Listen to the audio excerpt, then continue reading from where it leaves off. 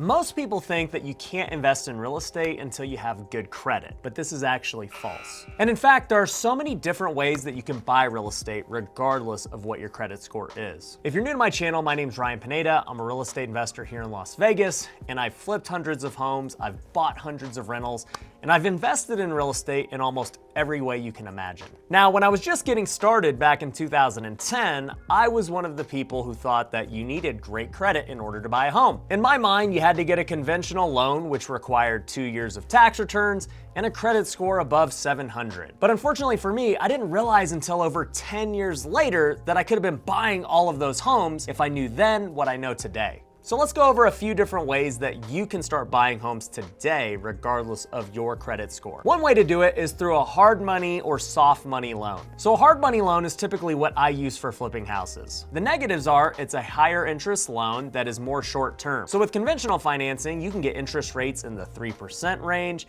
You can also get 30-year loans. With hard money loans, your interest rate's gonna be anywhere from 8 to 12%. And it's usually only for a year. And you might be asking yourself, why would you get that kind of loan then? Well, the reason is you're flipping the house, so it's not that important to have a long-term loan or even a lower interest rate. You're gonna be in and out of it really quick. But the other reason they're useful is because they allow you to get into a lot of deals regardless of your credit. In fact, at this very moment, I have over $20 million out in hard money loans. And I can tell you, I would not qualify for $20 million of conventional loans right now. But the hard money lenders know I'm looking to flip the property, so it's not a big deal to them that I have so much debt out. They're not running my credit scores every time they give me a new loan on a house flip. All they really care about is the deal itself. If I've got a good enough deal that's below market value, they're gonna fund it. And the other benefit is instead of taking 30 to 45 days like a conventional loan does to close, hard money can close in a week if you need it. The only trade-off is you've got a shorter term and higher interest rates. Now, a soft money loan is kind of a cross between hard money and a conventional loan. Maybe the rate isn't 8 to 12%, but it's 6 to 7. The term isn't as short as the 1 year that hard money has, but it's not as long as the 30 year that a conventional has. I've seen a lot of soft money loans that are around 5 to 7 years. But the good thing with a lot of these soft money loans is, once again, they don't care about your tax returns and they don't care about your credit. So depending on what you're looking to do, if it's flipping a house, then you're probably gonna get a hard money loan. And if it's keeping it as a rental, you're probably gonna get a soft money loan. And in fact, many of the rentals I own are with soft money loans. Now you might be wondering, why not just get a soft money loan on all of your flips? It's cheaper interest and it's a longer term. Well, a lot of these loans have prepayment penalties and they don't close as fast as hard money loans. So for that reason, I have to get hard money when I flip. They are gonna be the bank instead of you getting a loan. So maybe the seller owns the home free and clear, meaning that they don't have a mortgage on it. And instead of you buying the house for say $300,000 and getting a loan from the bank in order to fund it, you go to the seller and you say, hey, why don't you become the bank? Why don't you make the interest that the bank would have made if you don't have a use for that $300,000? So I might be able to go to the seller and give them 6% interest, which would beat whatever they were gonna get with that money. And for me, I'm able to buy the property and not have to worry about getting a traditional loan, because more than likely the seller's not gonna run my credit or worry about it. The seller's just gonna worry about what price they're getting, what kind of down payment you're gonna give them, what kind of interest rate, and how long they need to hold the loan for. And the beauty of seller financing is that you can negotiate all terms. Everything is negotiable. So when you go into it, just realize what are the most important aspects for you when you're negotiating. Is it a low down payment? Is it a lower interest rate? Are you willing to pay a higher interest rate so that you can get a lower down payment? Maybe you're even willing to pay a higher purchase price so that you can get better terms on your financing. I've structured deals in so many different ways when it comes to seller financing in order to give the seller what they want for their needs and then give me what I want for my needs. In fact, I did a YouTube video going over how I overpaid $100,000 for 3 different properties in Vegas. But because I got such great seller finance terms with 0% interest, with a low down payment, and everything else, I was able to wholesale that package of properties and make $90,000. And by the way, if you have no idea what wholesaling is, definitely subscribe to this channel because I've talked about it a lot and done multiple videos on the subject. But the point is, seller financing is a great way to own real estate if you do not have good credit. Now, I also mentioned subject-to financing. What subject-to means is you are going to take over the seller's mortgage. So let's say in this scenario, we have the $300,000 home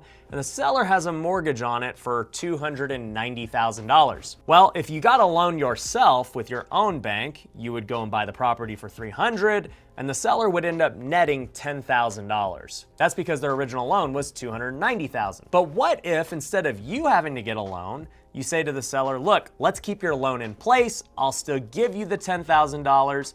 That way I don't have to go through the process of doing this, and you still get the same amount you would have got. For the seller, there are multiple pros and cons to this. For one, the loan is in their name, so it's on their credit report, not yours. And if you do end up defaulting, then they are going to be at risk. But the pro for them is that you could close right now really quickly because you don't have to worry about getting a loan. You're just giving them $10,000. The other benefit for the seller is they could potentially get more money. From my perspective as a buyer, if I had to choose between getting my own loan and paying $300,000 for the property, or taking over the seller's loan and paying $310,000 for the property, I would probably pay more for the property and take over their loan. In this scenario, the seller makes $20,000 by letting me do that versus $10,000 with letting me get my own loan. It's not gonna work for every seller in every situation, but if you could find the right person who doesn't mind it, then you will be able to get a property regardless of what your credit is. And I own many subject-to properties that I've either flipped or kept as rentals. Another way to buy real estate with bad credit is through JVing with other people. So let's say that you have bad credit and you don't know how you're gonna buy this house. And by the way, this applies to not only bad credit, but if you have no money or other resources. But you find this really good deal and you say, hey Ryan, I want you to buy this house, but I wanna partner up with you. I know that you've got money and you've got credit and the ability to get loans. So you go get the loans and all that stuff, and I will bring you the deal and do all the work and everything with the house. From my perspective, as somebody who's getting the loan for this person and letting them do all the work, it can make a lot of sense depending on what the JV terms are. If we're gonna go flip this house together and make $100,000 and I get to get half of that profit for just getting the loan and funding it, I'm totally down to do that. Maybe we wanna keep the house as a rental and cash flow it. I'm also open to that if the numbers make sense from my perspective. But just realize if you're watching this video and you've got the bad credit and you don't have the resources, you can still JV with somebody as long as you can bring value. And the best way to bring value in real estate is by finding a good deal. The truth of the matter is, finding people with good credit and a lot of money is super easy when you have a good deal. A lot of people who apply to join my coaching program always have the false belief that they need all this money or they need all this good credit before they can find a good deal. And I always tell them that that is the absolute opposite of what you should be doing. Go out and find a good deal, and the money and the credit will find you. I can promise that. And by finding that good deal, you're now gonna build up your own money. But if you try to build up your money or credit on your own without using real estate and without trying to go JV with other people or partner with them, you're gonna have a really tough time. Leveraging other people's money and other people's credit is the easiest way to grow your own wealth today. And if you wanna apply to join my coaching program, you can go to futureflipper.com. I personally coach people in my all-star program. We also have a rookie program for people who are just getting started. But do not be one of those people who thinks you gotta have great credit or a lot of money to start.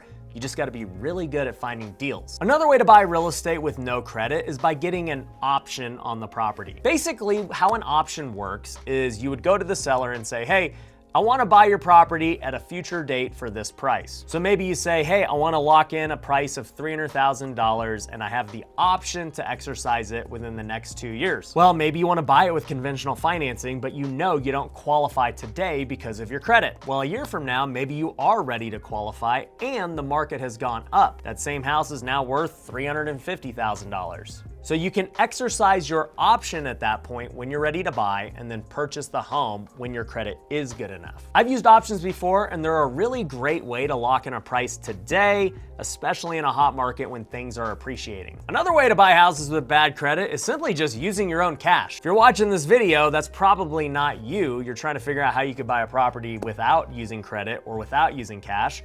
But if you have cash, credit doesn't really matter. And in fact, there are a lot of loans you can get that if you put a big enough down payment on, they will not run your credit. They don't really care. And that's because you're putting so much down that they feel comfortable with your success in paying those payments. But those are just a number of ways you can buy houses with no money and no credit. As I mentioned before, the biggest thing you need to realize is finding deals is gonna lead to the money and the credit coming. So if you wanna learn how to find deals, definitely go check out futureflipper.com. We've even got free resources that you can use.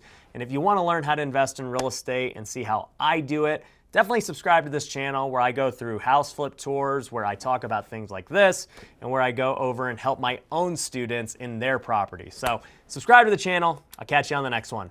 Peace.